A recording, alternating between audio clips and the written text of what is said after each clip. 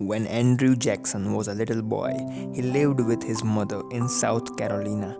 He was 8 years old when he heard about the ride of Paul Revere and the famous fight at Lexington.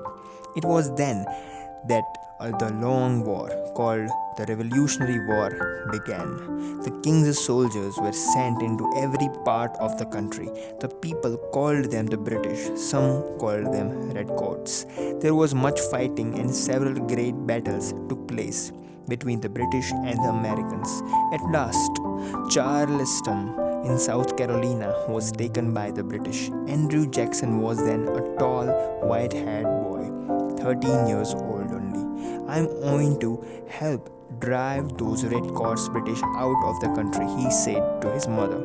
Then, without another word, he mounted his brother's little farmhouse and rode away. He was not old enough to be a soldier, but he could be a scout, and a good scout he was.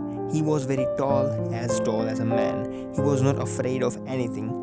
He was strong and ready for every duty. One day, as he was riding through the woods, some British soldiers saw him. They quickly surrounded him and made him their prisoner. Come with us, they said, and we will teach you that the king's soldiers are not to be trifled with. They took him to the British camp. What is your name, young rebel? Said the British captain.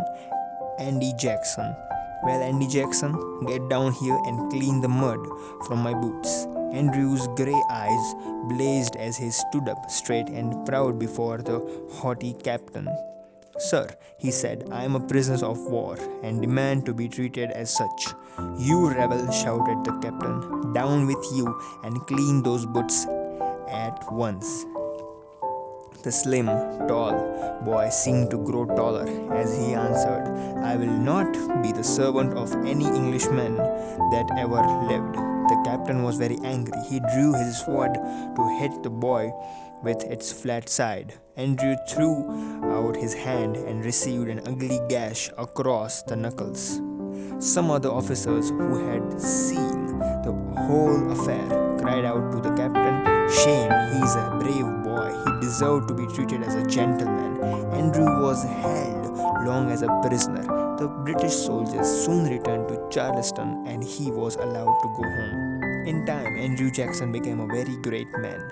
He was elected to Congress. He was chosen judge of the Supreme Court of Tennessee. He was appointed general in the army.